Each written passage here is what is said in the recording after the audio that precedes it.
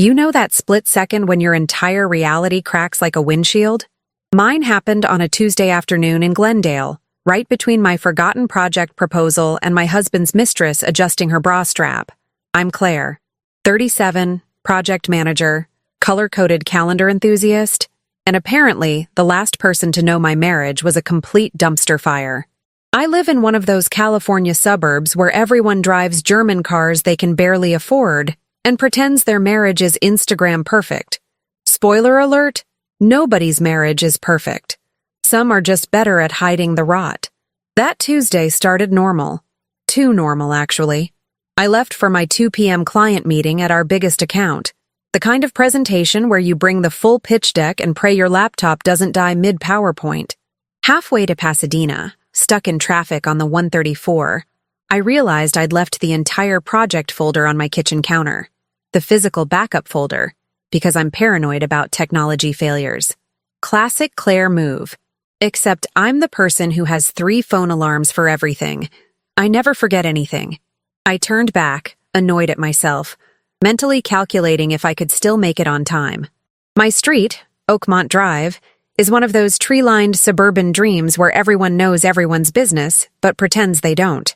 Which is why seeing Colby's black Tesla in our driveway at 2:30 p.m. on a Tuesday felt like spotting a unicorn. A unicorn that was supposed to be in San Francisco until Thursday. I slowed down. Not because I was suspicious. Okay, maybe a little suspicious. But mostly confused. Colby's work trips are sacred. He's a VP of operations at Morrison Consulting, which means he's basically married to his laptop and his critical client meetings. He'd left Monday morning with his overnight bag, kissed my forehead, and promised to bring me back those fancy chocolates from that shop near Union Square. Then I saw her. A woman stepped out of the passenger side of his Tesla. Blonde. Late 20s. Blouse wrinkled like it had been balled up and hastily smoothed out. Hair that screamed, "I just had my hands all over someone else's husband." She was adjusting her skirt when Colby scrambled out of the driver's side so fast he slammed his own hand in the door. The yelp he made was almost worth the 12 years I'd just wasted. I pulled over 2 houses down, engine still running, watching this disaster unfold like it was someone else's life. Colby was shaking his hand, probably cursing, while she, whoever she was, looked around nervously. That's when she turned toward my car. Our eyes met, and I knew that face. Della Monroe, the new executive assistant from his office. The one he'd mentioned exactly 3 times over the past year.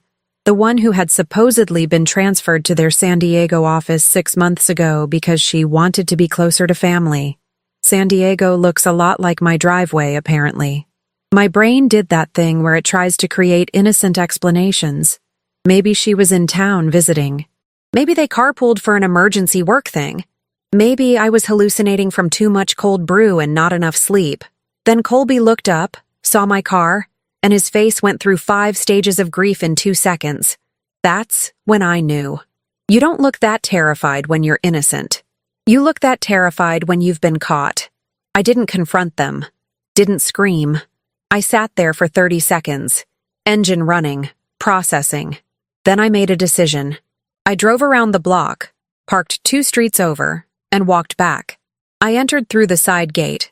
Quietly, like a burglar in my own home, grabbed the project folder from the kitchen counter, left through the same gate. Neither of them saw me. And then I drove to that meeting like my life wasn't actively imploding. Because here's the thing about being a project manager for 12 years. You learn that emotional reactions are for after you've gathered all the data. The meeting was a blur. I smiled, nodded, took notes. The client talked about innovative solutions and synergistic partnerships, while I mentally cataloged every business trip, every late night, every, "Sorry, honey, the team needs me this weekend." I left that office with a signed contract and a heart full of pure, crystallized rage. I didn't go home. Instead, I drove to the Coffee Bean on Brand Boulevard and ordered the largest iced latte they had. I sat in the corner booth, the one with the view of the street where I could see everyone but nobody could really see me. And I did what I do best. I made a plan. First, I needed proof. Real proof.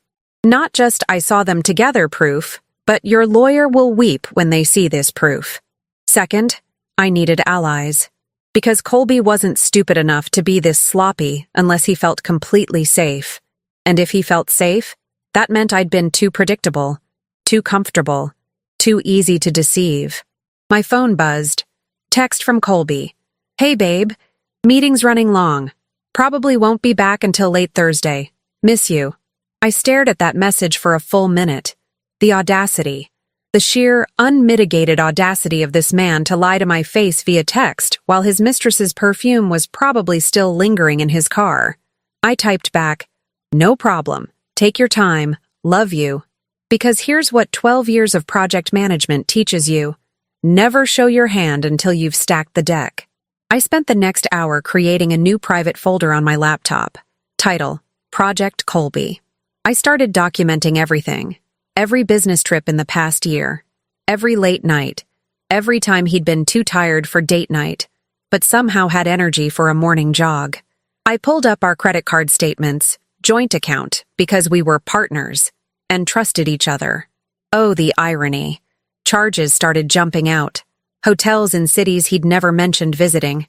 Restaurants in San Diego during times he claimed to be in Sacramento. A jewelry purchase from Tiffany's on our anniversary.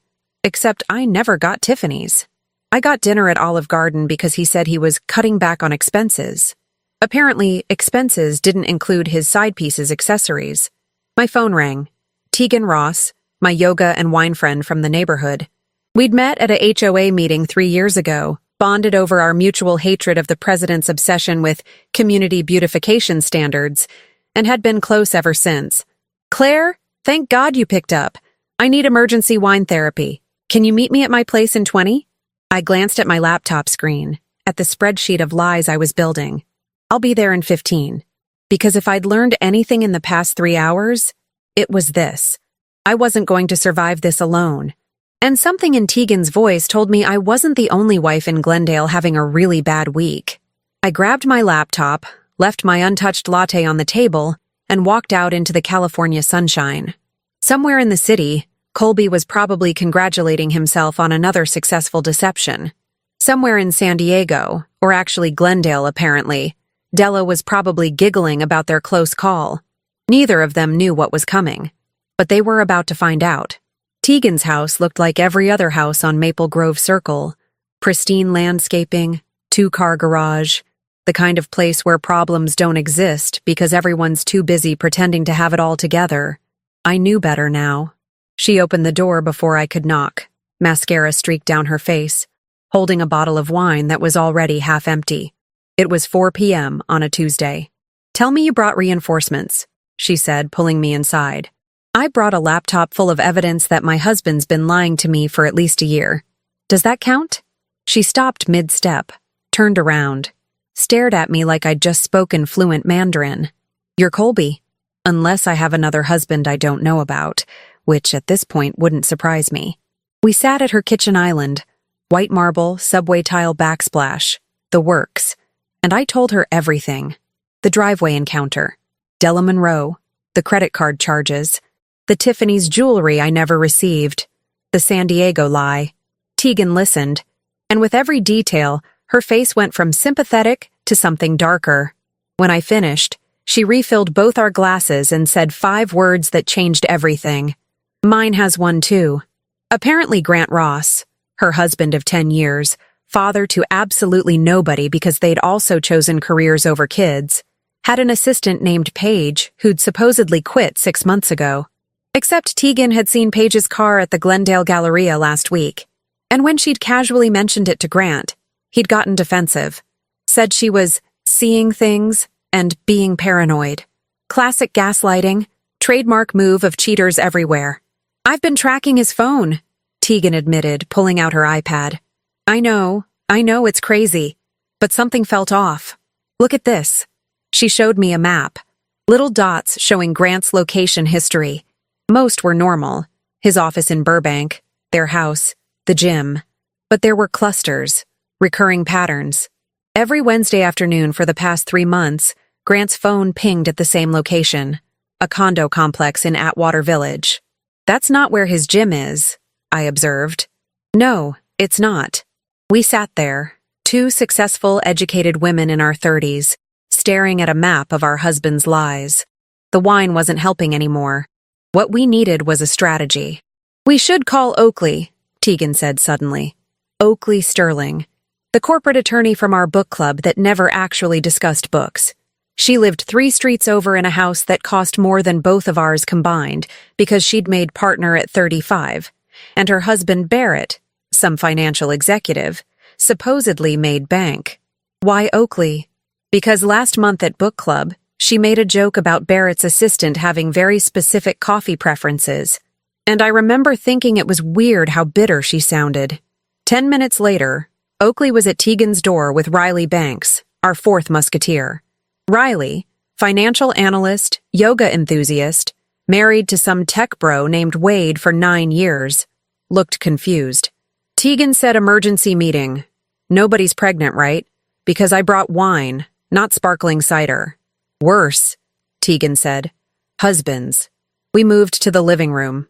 I went first, laying out everything about Colby and Della. Tegan followed with Grant and Paige. Then we looked at Oakley. She didn't cry. Didn't even look surprised. She just opened her Birkin bag, pulled out a folder, and dropped it on the coffee table. "Barrett and his assistant Simone, 6 months. I've had a PI on him for 2 weeks. The folder was thick. Photos, bank statements, hotel receipts, text message logs that would make a sailor blush, if we were allowed to quote them, which we absolutely aren't because YouTube has standards. "Jesus," Riley whispered. Then she went pale. "Wait, Wade's assistant Marnie said she was moving to Portland in July." We all looked at her. "But I saw her Instagram last week. She was at Descanso Gardens, which is definitely not Portland. 4 wives, 4 husbands, 4 assistants who'd supposedly left but clearly hadn't. The odds of this being coincidence were approximately the same as winning the lottery while being struck by lightning during a shark attack. "They're running a playbook," Oakley said, her lawyer brain kicking in. "This is coordinated. They tell us the assistants transferred or quit, then continue the affairs without the guilt of lying about who they're spending time with. So when Colby says he's working late with the team, he actually is," I added. "Just not the team I think. And when Grant says he has Wednesday client meetings," Tegan continued, "he technically has meetings, just horizontal ones." Riley made a noise somewhere between a laugh and a sob. "Wade told me Marnie was irreplaceable at the office. Turns out he meant it literally." We sat in silence, processing. 4 marriages, 46 combined years, all built on the same foundation of lies. "We could confront them individually," Riley suggested half-heartedly, "and get gaslit individually," Oakley countered. "No. If they coordinated their deception, we coordinate our response." That's when Tegan smiled. It wasn't a nice smile. It was the smile of someone who'd just figured out how to burn down the world and make it look like an accident. "My cousin Forrest manages the Castaway. You know that restaurant in Burbank with the view?" I knew it. Colby and I had celebrated our 5th anniversary there, back when I thought we were happy, back when I was an idiot. "He owes me a favor," Tegan continued. "Big favor. I introduced him to his wife, and they have a private event room with AV equipment." Oakley caught on first. Her eyes widened. "You're thinking what I'm thinking." "A dinner party," Tegan said. "Just the 8 of us. We tell the husbands it's a couple's celebration. Friendship, community, whatever. We get them in that room, lock the door, and show them exactly what we found." "Public humiliation," Riley breathed. "Controlled environment," Oakley corrected. "No escape, no individual gaslighting. They face everything together, with witnesses." I thought about Colby's face that afternoon. The panic, the guilt, the calculation of how to lie his way out. "And then?" I asked. Oakley smiled. It was sharper than Tegan's. "And then we give them a choice. Clean divorces with fair splits, or we make everything public. Their bosses, their families, their precious professional reputations. Barrett's firm has a strict ethics policy about workplace relationships," Oakley added. "Especially with subordinates. He'd lose his position." "Morrison Consulting too," I confirmed. "Colby could kiss that VP title goodbye." "Grant's company is family-owned," Tegan said. "His father-in-law would actually kill him." Wade's in tech, Riley added. They love firing people for less. We looked at each other. 4 women who'd met at various suburban events, book clubs, yoga classes, HOA meetings, suddenly united by the world's most depressing common denominator. We need evidence, Oakley said, slipping into lawyer mode.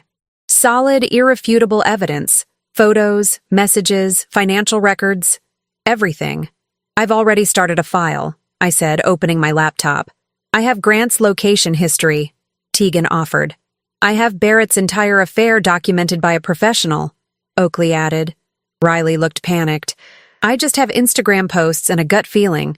That's what we have until Saturday, Oakley decided. Riley, you focus on Wade's patterns. Credit cards, phone records, anything you can access legally. The rest of us compile everything we have. Saturday, October 26th, we have dinner at the Castaway. That's 11 days to prepare, I calculated. Think we can pull this together? Oakley looked at each of us in turn. Ladies, we're a project manager, a marketing director, a corporate attorney, and a financial analyst. We've organized corporate events, negotiated million-dollar deals, and managed impossible deadlines. 4 cheating husbands should be a walk in the park. Tegan raised her wine glass. To the Glendale Wives Club. We clinked glasses, and I felt something shift. The hurt was still there. The betrayal still burned. But underneath it, something colder and more focused was taking shape. Revenge isn't a dish best served cold. It's a dish best served with PowerPoint presentations and airtight evidence. The meeting ended at 7. I drove home to my empty house, Colby still in San Francisco, and opened my laptop. Project Colby was about to become Project Reckoning, and I had 11 days to build the case that would destroy 4 lying husbands and their career-climbing mistresses. I smiled at my screen. It wasn't a happy smile, but it was a satisfied one. The 11 days until the dinner turned me into someone I didn't recognize. And honestly, I liked her better than the old Claire. Wednesday morning, I woke up at 5 a.m., not because I couldn't sleep, but because I had work to do. Real work. The kind that actually mattered. I made coffee, opened my laptop, and dove into Project Reckoning like it was the most important client pitch of my life. Because it was. First order of business. Colby's digital footprint. We'd always had joint access to our accounts, banking, credit cards, even cloud storage. Because we trusted each other and had nothing to hide. The irony could have killed a weaker woman. I started with the credit cards. Turns out, Colby had been remarkably consistent. Every 2 weeks, there was a charge at the Beverly Hilton. Same day, same amount. $247. Hotel room rate, I confirmed after a quick Google search. Not their cheapest room, but not their penthouse either. Just expensive enough to feel special, affordable enough to not raise red flags on our statements. Except I was looking at flags now. Bright red ones. Everywhere. There were charges at restaurants I'd never been to, jewelry stores where I'd never received gifts, a lingerie boutique in West Hollywood that definitely hadn't contributed to my wardrobe. Each purchase felt like a paper cut, small individually, but collectively bleeding me out. I documented everything in a spreadsheet. Date, location, amount, probable purpose. By noon Wednesday, I had 6 months of evidence. By Thursday evening, I'd gone back a full year. The hotel charges told the real story. Every other Tuesday for the past 12 months. That's 26 visits. 26 times Colby had checked into the Beverly Hilton with someone who wasn't his wife. 26 times he'd come home and kissed me like nothing had happened. $6,422 of our joint money spent on betrayal. My phone buzzed constantly with updates from the group chat we'd started. We'd named it Book Club in case anyone saw our screens. Plausible deniability and all that. Tegan had gotten into Grant's email. Password was their old dog's name because men are predictable. And found a trail of messages with Paige that were professionally inappropriate at best and legally problematic at worst. Lots of working late coordination that aligned suspiciously with his Wednesday location pings. Oakley's private investigator had delivered a report that was basically a masterclass in infidelity. photos of Barrett and Simone entering hotels, receipts from weekend golf trips that included charges at Victoria's Secret and couples spa treatments. The PI had even recorded a conversation outside a restaurant where Barrett told Simone he'd handle his marriage soon. Handle. Like I was a problem to be managed instead of a human being he'd promised forever to. Riley was struggling. Wade was better at covering his tracks, or maybe just less frequent about seeing Marnie. But on Friday, she found something that broke the case wide open. A lease agreement. Wade had co-signed for an apartment in Silver Lake. The other name on the lease? Marnie Preston. He'd literally set his mistress up in an apartment. With documentation. Because apparently cheaters really aren't that bright. Saturday afternoon, the four of us met at Oakley's house. Her husband Barrett was conveniently away on a business trip. Quotes very much intended. We spread our evidence across her dining room table like the world's most depressing art installation. This is enough, Oakley said, reviewing everything with her lawyer eyes. More than enough. Any one of these cases could survive a divorce proceeding. Together, this is airtight. So, we just need to decide how we want to present it, Tegan added. That's when Riley surprised us all. Quiet Riley, who'd spent the past week looking like she might cry at any moment, pulled out her laptop and said, I made a presentation. We stared at her. What? I'm in finance. I make presentations. It's literally my job. She opened the file. The title slide appeared. The Glendale Files. A documentary in 4 acts. It was perfect. Clean design. Professional layout. The kind of presentation you'd show at a board meeting, except instead of quarterly projections, it was exposing 4 men's complete moral bankruptcy. Each act focused on one marriage. Photos, timeline graphics, financial data, text message excerpts, the appropriate ones anyway. Riley had even added subtle background music cues. This is brilliant, I breathed. This is admissible in court, Oakley confirmed. This is going to destroy them, Tegan said with deep satisfaction. We spent the next 3 hours rehearsing. Each of us would present our own section, 5 minutes maximum, no emotional outbursts, just cold hard facts delivered with devastating calm. Oakley would handle the legal framework at the end, outlining their options with crystal clarity. Monday, I called Forrest at the Castaway. Tegan had prepped him, but I wanted to confirm details personally.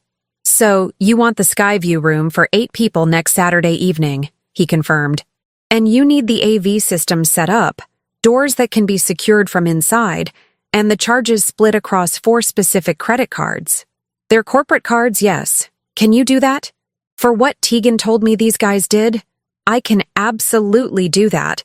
I'll even make sure the bar is stocked with their favorite drinks. Might as well make them comfortable before you ruin their lives. I liked Forrest. He understood the assignment. Tuesday through Thursday was phase 2. Selling the lie.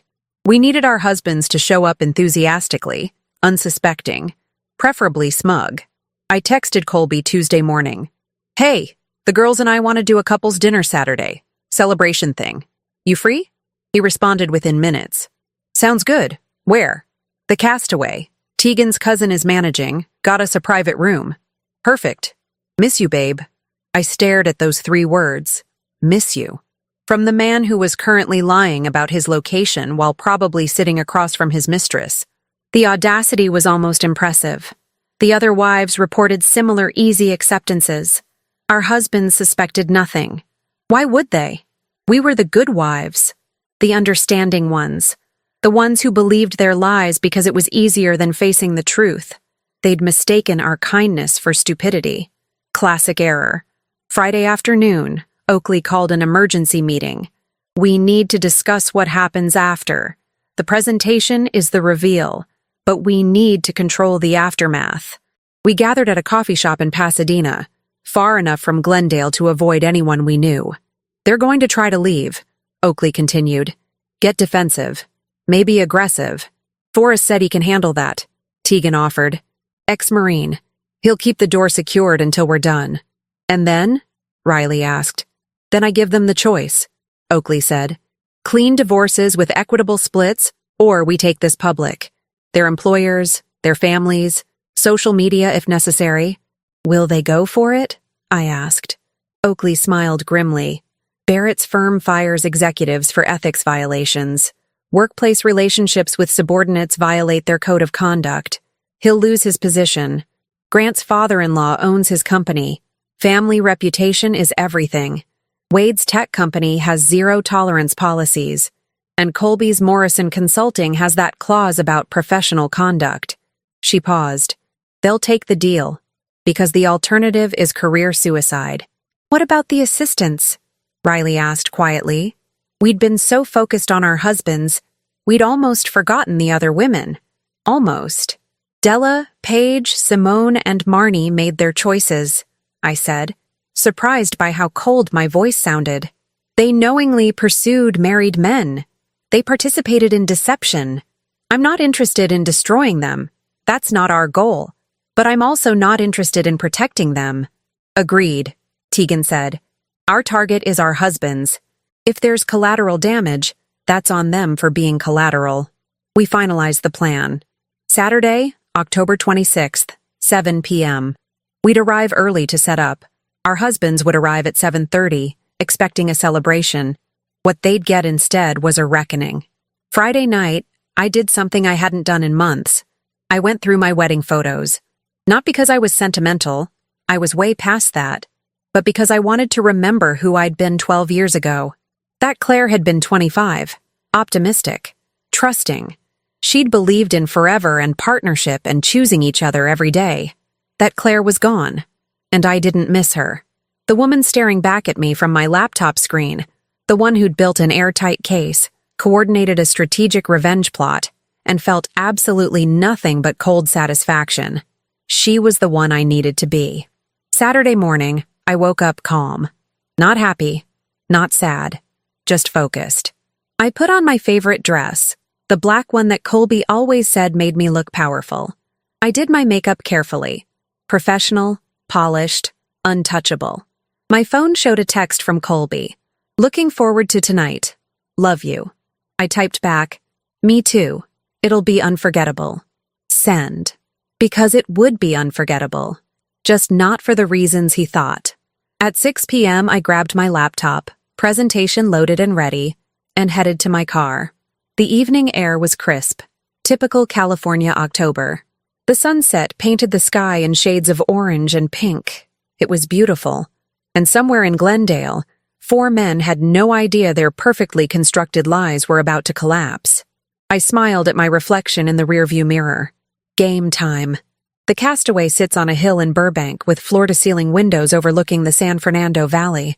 On a clear October evening, you can see from downtown Los Angeles to the mountains. It's the kind of place where people celebrate promotions, anniversaries, life milestones. Tonight, we were celebrating the end of 4 marriages. I arrived at 6:15.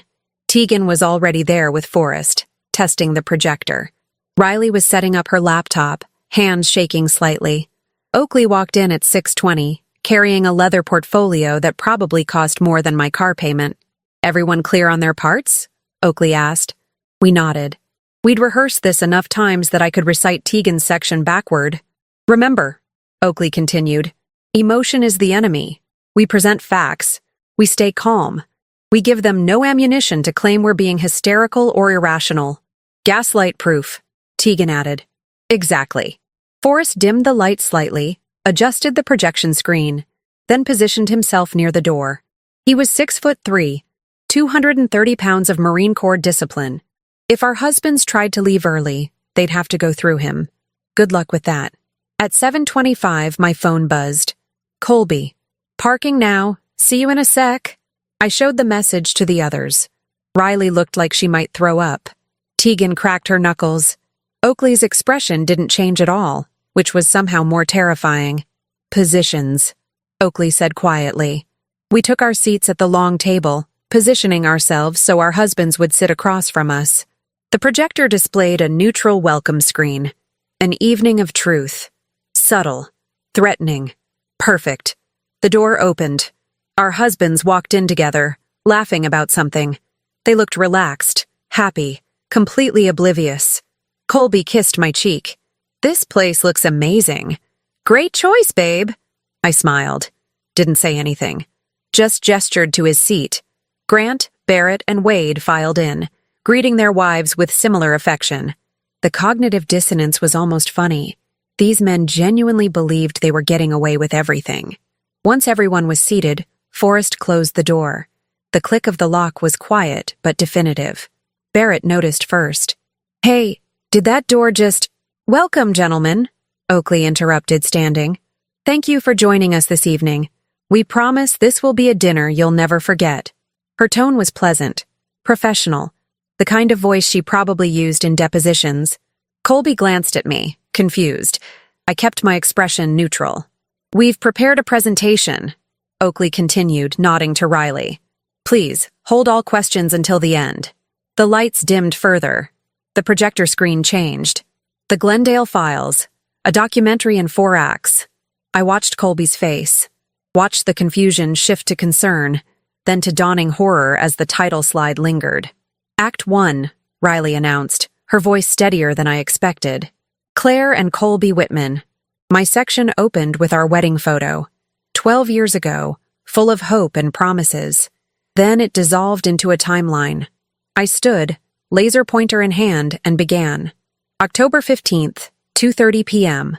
Subject observed exiting vehicle with female companion, later identified as Della Monroe. Executive assistant previously reported as transferred to San Diego office 6 months prior. I clicked to the next slide. Photos. The ones I'd taken from my car that Tuesday afternoon. Colby's face went white. Financial analysis reveals recurring hotel charges. The Beverly Hilton. Every other Tuesday for the past 12 months. $247 per visit. That's 26 visits. Total expenditure from joint account. $6,422. Click. Spreadsheet. Color-coded. Devastating. Additional expenditures include jewelry purchases, none received by spouse. Dinner reservations, none attended by spouse. And lingerie purchases from West Hollywood Boutique, again, none received by spouse. I looked directly at Colby. "Unless you've developed a sudden interest in women's undergarments for yourself, in which case we have bigger conversations to have." Tegan snorted. Even in the tension, the absurdity landed. I clicked through 6 more slides, each one a nail in the coffin. Bank statements. Text message timestamps that contradicted his reported locations. Credit card receipts from restaurants in cities he'd never mentioned visiting. Conclusion. Subject Colby Whitman engaged in extramarital relationship for minimum 12 months, utilizing joint funds, and constructing elaborate deception, including false business trips and fabricated personnel transfers. I sat down. My hands were steady. My voice hadn't wavered once. Colby looked like he'd been hit by a truck. "Claire, I can explain—" "No talking during the presentation," Oakley cut in. Act 2. Tegan stood, her section focused on Grant and Page, location data, email correspondence, Wednesday afternoon patterns that aligned perfectly with the Atwater Village condo visits. She'd even pulled property records showing Page's name on a lease for that exact address. Grant tried to interrupt 3 times. Forrest took 1 step toward the table, and Grant went silent. Riley presented Act 3. Wade and Marnie. The co-signed apartment lease was the centerpiece, but she'd also found Venmo transactions, Wade sending Marnie money with hearts and kissy face emojis. For a tech executive, Wade had shockingly poor operational security. Wade actually tried to stand up and leave. Forrest didn't move, just crossed his arms. Wade sat back down. Finally, Oakley presented Act 4, Barrett and Simone. Her section was twice as long as ours because she'd hired a professional. Photos of them entering hotels. Recorded conversations. A receipt from a jewelry store where Barrett had purchased a bracelet identical to one Oakley owned. Except hers had been an anniversary gift 2 years ago. "Apparently Barrett believes in brand consistency," Oakley said dryly. "Why develop original romantic gestures when you can simply duplicate them?" When the presentation ended, the silence was absolute. Our husbands sat frozen, faces ranging from pale to green. The evidence was irrefutable, airtight, devastating. Oakley remained standing. "Gentlemen, you have a choice to make. Option A. We proceed with clean, equitable divorces, 50-50 asset splits, no-fault filings, minimal publicity. She paused, letting that sink in. Option B. We take this presentation public. Your employers receive copies. Morrison Consulting's Ethics Board, Grant's father-in-law, Wade's HR department, and Barrett's firm partners all get detailed reports of workplace relationships with subordinates, misuse of company resources, and conduct violations. Barrett started to speak. Oakley held up one hand. Morrison Consulting terminates for ethics violations. Your firm, Barrett, has explicit policies about workplace relationships. Grant, your father-in-law built his company on family values and reputation. Wade, your tech company's harassment policies cover power dynamic relationships. She smiled. It wasn't warm. You'll lose your positions, your professional reputations, possibly face legal consequences for misuse of corporate resources. And then we'll still get our divorces. Except the asset split will favor us significantly because we'll argue marital misconduct. This is blackmail, Wade finally said. This is consequences, Oakley corrected. You had choices. You chose deception. We're simply presenting you with new choices, better ones than you gave us. Colby looked at me, really looked at me. Claire, please, we can work through this. Counseling. I'll end it. I'll do anything.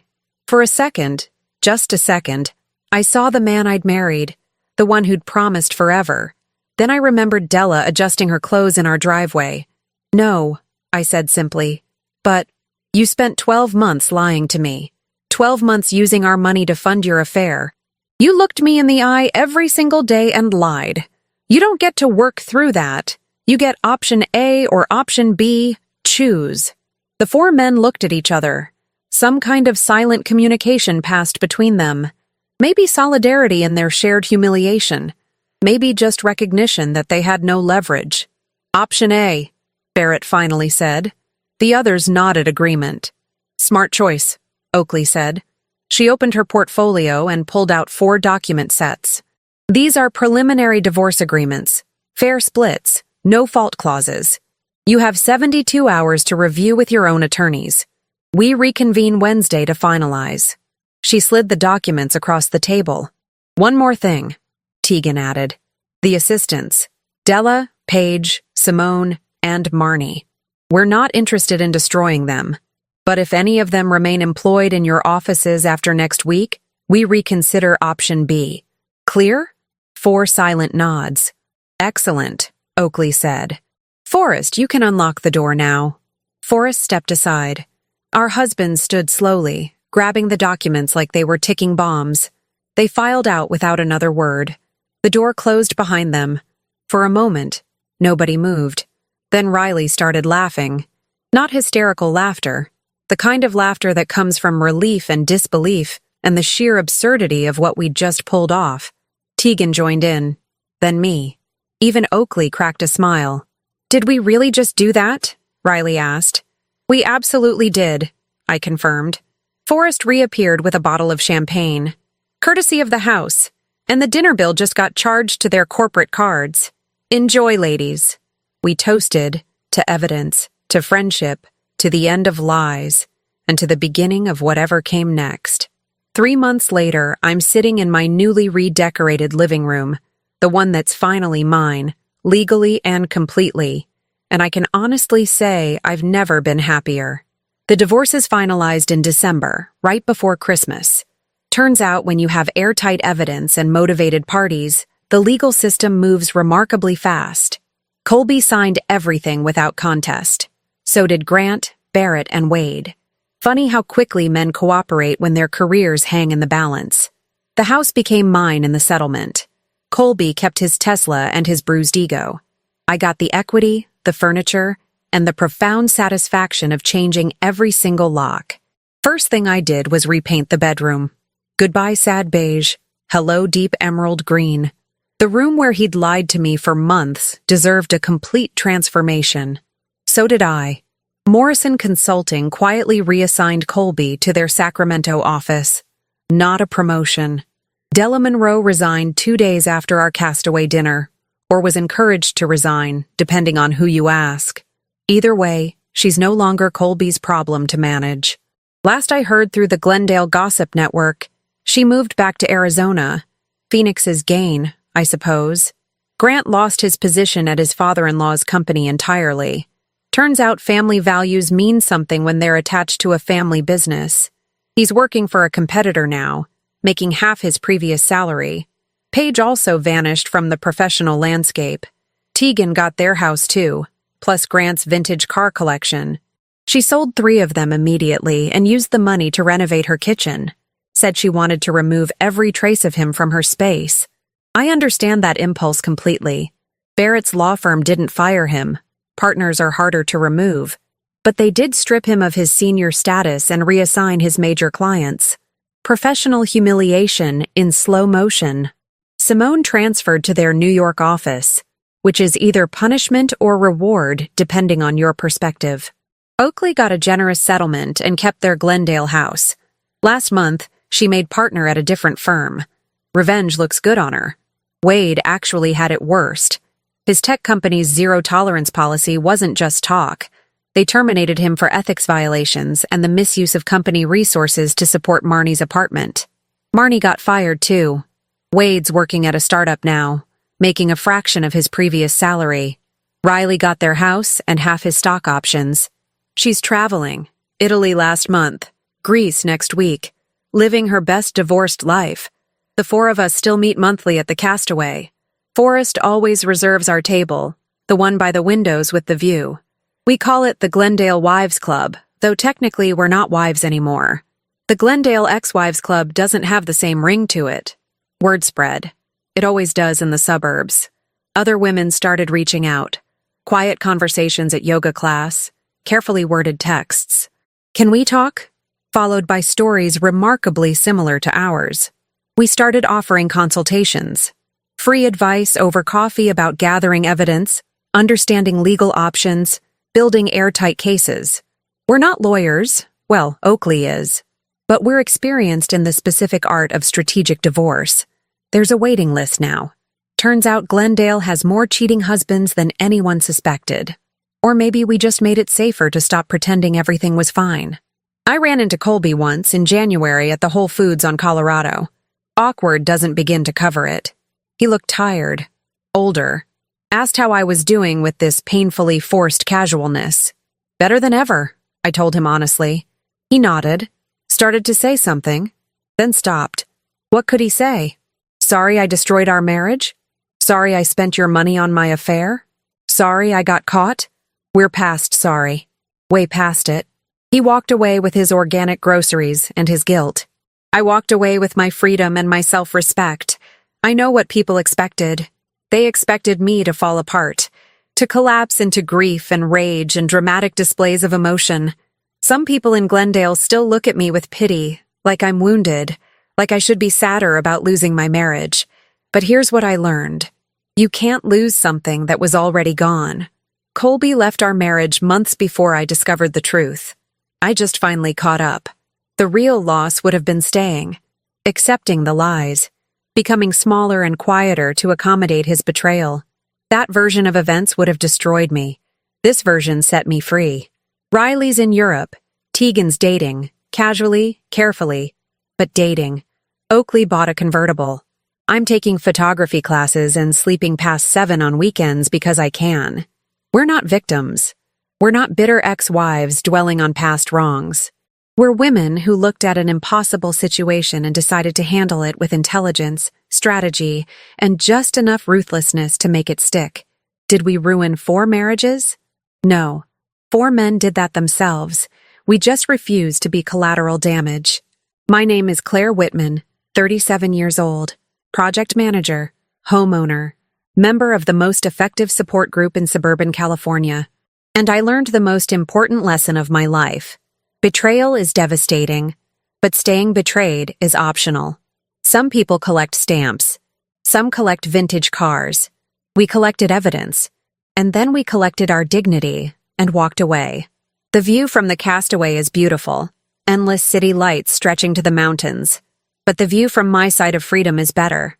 I'm not grateful for what Colby did.